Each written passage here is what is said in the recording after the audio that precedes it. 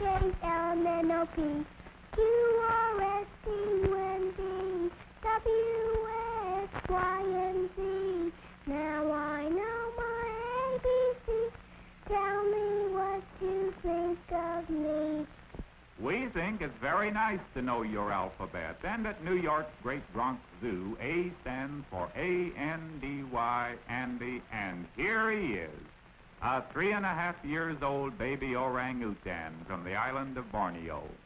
Andy doesn't know anything at all about the alphabet, but we're going to show him the animals in the zoo whose names begin with alphabet letters from A to Z. A is for Aoudad, a kind of wild sheep that lives on the hot, dry hills of northern Africa. Just see how fast it can run.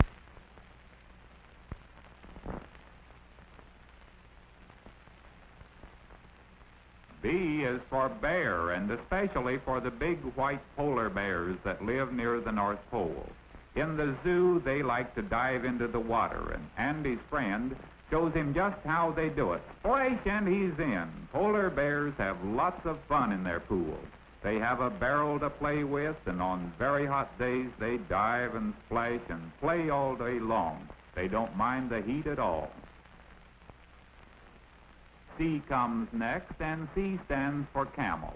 Children ride on camels in the Bronx Zoo and have lots of fun. This kind of camel comes from the Arabian desert, and Andy and his friend are going to take a camel ride and pretend they're crossing the hot sands of the desert. This is probably the first time a baby orangutan ever took a ride on a camel.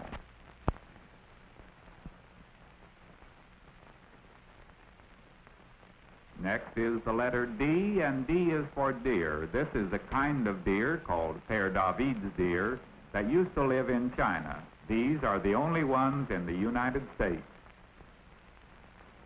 What does E stand for? Why, E is for these playful young African elephants. Let's listen to them.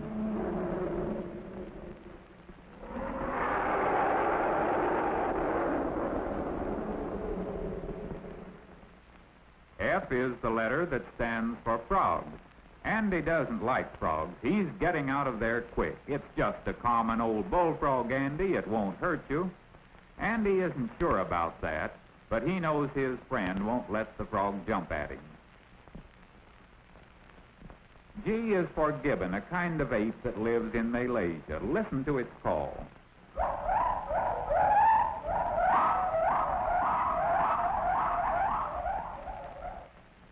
G also stands for giraffe, the tallest animal in the world. Some giraffes are 3 times taller than a man. In Africa, it eats leaves, but in the Bronx Zoo, it likes a piece of bread, and it's willing to bend way, way down to get it. Did you ever see a giraffe bend down? This is the way he does it. Here comes the letter H, and H stands for the hippopotamus of Central Africa.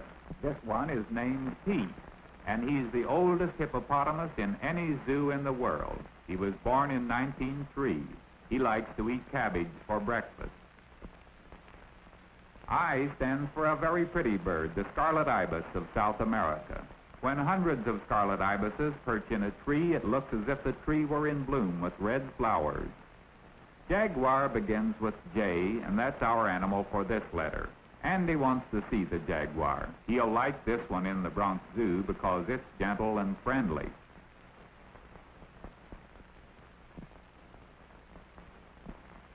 What does K stand for, Andy? Why, K stands for the kangaroo that comes from Australia on the other side of the world. This one has a baby kangaroo in her pouch, and she carries it with her everywhere. Now watch the baby play hide and seek. L stands for the African lion, so Andy and his friend go to see the African plains exhibit in the Bronx Zoo. They want to hear the lions roar. Did you ever hear a lion roar? Listen.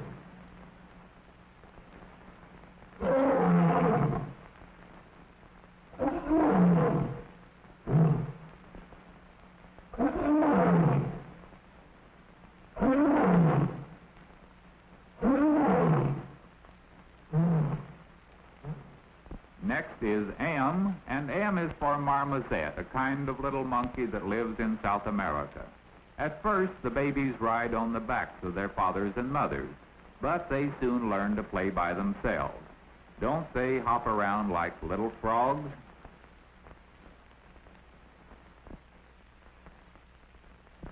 In Andy's alphabet, N stands for Nyala, one of the pretty antelopes that live in Africa. All these Nyalas are brothers and sisters.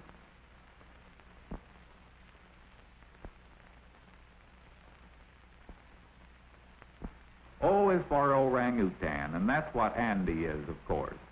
Now Andy's pretending he's shy and he's going to try to hide. But we know where he is. We see you, Andy. O also stands for ostrich, the biggest bird in the world. It can't fly, but see how fast it can run.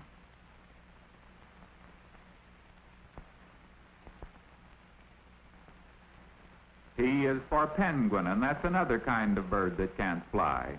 This is a king penguin that lives down by the South Pole. It can swim underwater faster than a fish. There aren't many animals whose names begin with Q, but there's the quail, a bird that lives in the fields. Someday when you're out in the country, maybe you'll see one. Next is R, and that's for rhinoceros that lives in Africa.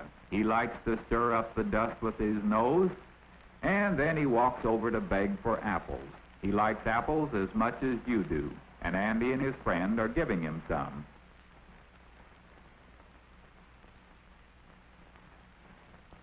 S is for sea lion. Let's listen to it bark.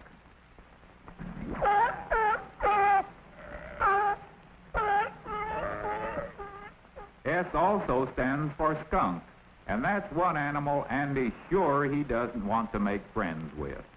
One look and one sniff, and Andy's getting out of there. And when Andy doesn't like something, he makes a face about it. In the Bronx Zoo, T is for tiger, and especially for this beautiful, gentle mother tiger who was born in the Bronx Zoo. This is a drawing of a tortoise, T for tortoise, and Andy's learning all about it because he's going to take a slow, easy ride on one of these big tortoises from the Galapagos Islands. They won't bite Andy because they only eat leaves and cactus and green things like that. But Andy isn't too sure it's safe. Hang on, Andy. It's a long way to the ground. It's almost 2 feet. U is for a very rare sort of bird, the umbrella bird that comes from South America. It's called that because it can spread the feathers on top of its head like opening an umbrella. At certain seasons, the male puffs out his throat like this.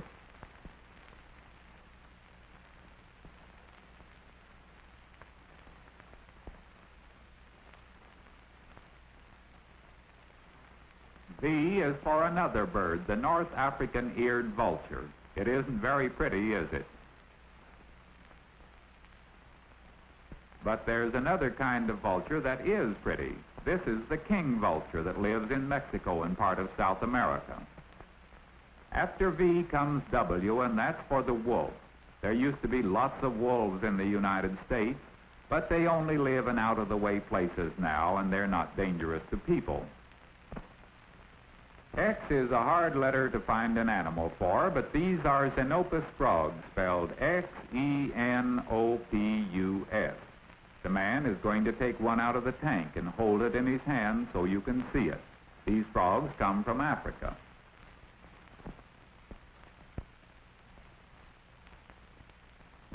For the letter Y, we have the long-haired yak from Tibet. I wouldn't want to wear long hair like that in summertime, would you?